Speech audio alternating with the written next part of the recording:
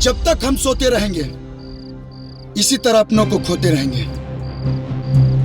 आज हमने अपनी माँ को खोया है, कल किसी और की माँ की जान जा सकती है और परसों किसी और की। कभी भी किसी की भी बारी आ सकती है। गंगा हमारी माँ है, हमारी श्रद्धा और हमारा विश्वास है।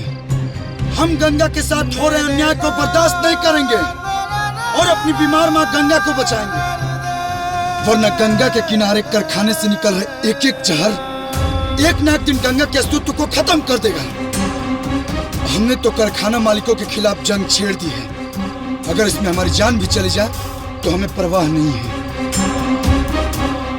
तो आप लोगों से आग्रह है कि कल के रैली में बढ़ चढ़कर हिस्सा लें और इस अभियान को सफल बनाएं, क्योंकि जीवन का आधार है गंगा और नदी नहीं, संस्कार है गंगा। हर हर गंगे, हर हर गंगे, हर हर गंगे, हर हर गंगे। विकास पंडित और ओकर चूहन के टोली उछलत कूदत सड़क पर आ पहुंचल बा और जल्द ही अदालत में पहुंचे वाला बा। अग्रवाल जी, आदमी के जब उम्मीद टूटेला ना तो आदमी पागल हो जाला।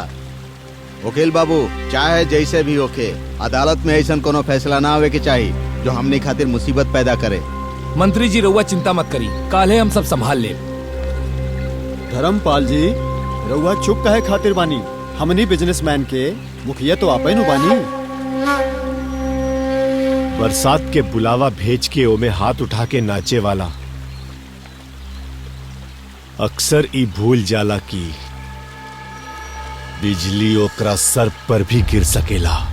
माय लॉर्ड, कायदे से कहा जाए तो आज इस कटघरे में उन तमाम दोषी व्यापारियों को खड़ा होना चाहिए जिनके कारखाने गौमुख से होकर गंगा सागर तक बह रही गंगा के किनारे खड़ी है और अपनी विषैली गंदगी गंगा में बहा रही, जिसके कारण धीरे धीरे गंगा का पानी जहरीला होता जा रहा। आए दिन उस पानी को पीकर अनगिनत जानवर व इंसान मर रहे हैं। इसलिए अदालत से मेरी ये दरख्वास्त है कि ऐसे कारखानों को जल्द से जल्द बंद करने का आदेश दे। That's all my lord. Your honour, हमारी काबिल दोस्त शायद ये भूल रही हैं कि कटघरे में खड़ा करने से कोई दोषी साबित नहीं हो जाता।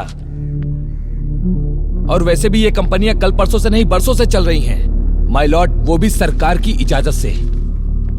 और जैसा कि हम सब जानते हैं कि कंपनी चलाने के लिए पानी का भरपूर मात्रा में होना अति आवश्यक होता है और वो सिर्फ और सिर्फ नदी के किनारे ही मिल सकता है। और वकील साहिबा तो कारखाना बंद करवाने के लिए अदालत से इस तरह से आग्रह कर रही हैं जैसे इनको पता ही नहीं, ये भूल गई हैं कि कारखाना बंद हो जाने से हजारों हजार मजदूर बेकार व भुखमरी के शिकार हो जाएंगे। क्या आप चाहती हैं? नहीं ना? That's all my Lord. My Lord, इनका बचकाना तर्क सुनकर हमें ऐसा लग रहा है इन्होंने संबंधित केस को ठीक से समझा ही नहीं। ये जिस गंगा को नदी या नदी का पानी समझ रहे हैं वो कारखानों के पीछे बहती कोई नदी नहीं है, वो माँ गंगा है। हमारे श्रद्धा का वो विशाल नमूना जो हमारे ही देश में नहीं बल्कि पूरे विश्व में आदर व सम्मान की नजर से देखी जाती है, जिसके पानी को हम इतना पवित्र मानते हैं कि मरते वक्त अगर 2 बूंद गले में पड़ जाए तो हमारे लिए मोक्ष का द्वार खुल जाता है। माय लॉर्ड, ये सिर्फ कारखाने चलाने और रोजगार देने तक का विषय नहीं है, बल्कि ये माँ गंगा के प्रति हमारे अटूट श्रद्धा का विषय है जो सदियों से चला आ रहा है। मैं समझती हूँ माय लॉर्ड कि हम सबको इसका सम्मान करना चाहिए। That's all my Lord.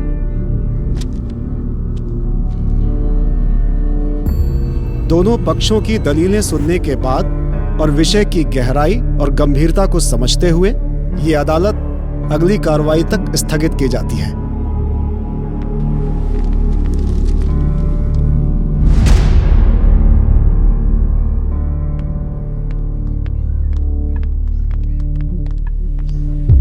सब ठीक रहा ना? केस तो हमें लोग जीतेंगे। विकास पंडित, जब तक तोहरा शरीर में होश बा तब तक ही जोश बा। गंगा तक तू तब साफ कर बे जब जिंदा रह बे। मौत से हम ना डराए न धर्मपाल। अगर जीते जी गंगा साफ न भई तो हमारा मरला के बाद गंगा मैली भी ना रही।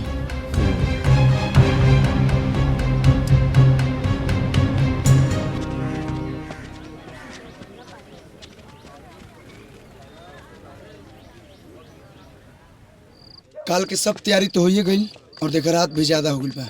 ठीक बा, तो तू लोग अपना घरे जा लो। हाँ ठीक बा महादेव भैया, भाई, ठीक बा भैया। चलो चलो काल मिल प्रणाम। जी। महादेव चलो बाय महादेव। भैया।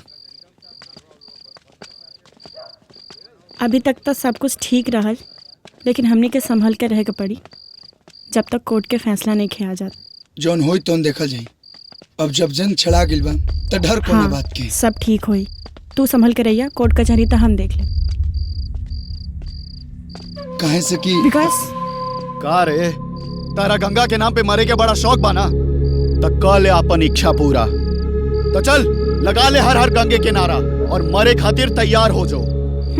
मरे के तो सबके बा, लेकिन जौन नौजवान धरती माता खातिर, गौ माता खातिर, गंगा माता खातिर और जन्म देवे वाली माई के रक्षा करे में मरेला ना, वो मरेला ना सीधे अमर हो जाला। बुझाई? चला।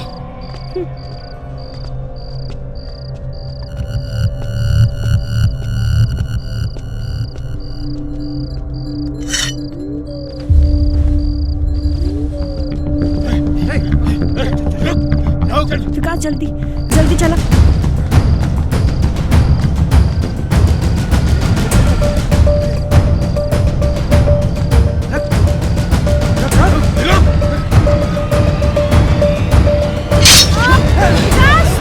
विकास, किरण तू जा, तू जा, विकास! तू जा।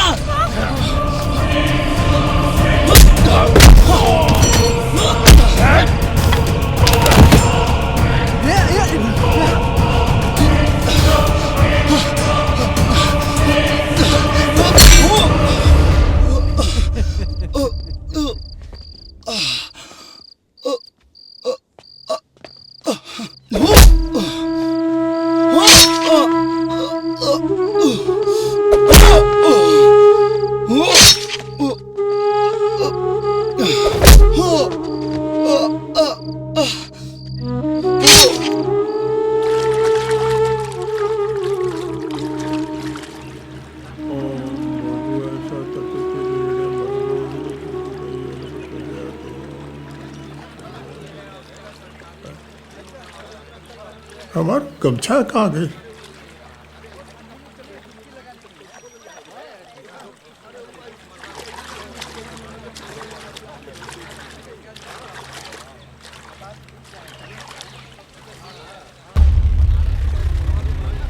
अरे गुलबुआ, हृदया, अरे जल्दी आओ रे, कैसे मिट्टी लौट जाएगा?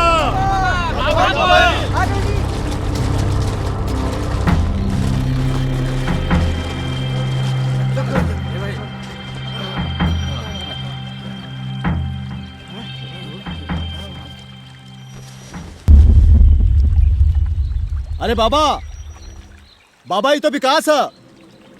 विकास? हाँ आए जल्दी।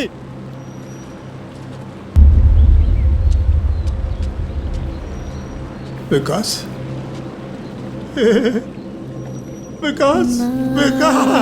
अरे हमार बेटा विकास, अरे बाप रे बाप, कहाँ हो गए भैया?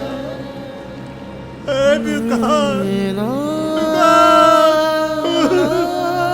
मेरा बेटा भैया, हमार बेटा कहाँ हो गई? विकास, विकास, हमार बेटा, हमार बेटा, हमार बेटा, विकास बोलते कहाँ है बेटा, बोलते कहाँ है बेटा?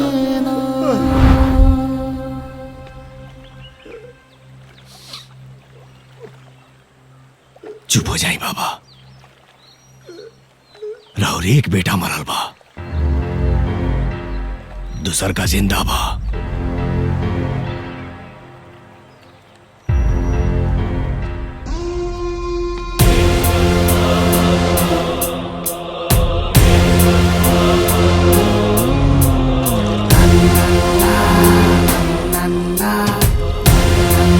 गंगा के माई माने वाला गंगू आज कसम खाता, जब तक गंगा के साफ ना कर दे तब तक घरे वापस ना जाए। हर हर गंगे गंगे, हर हर गंगे।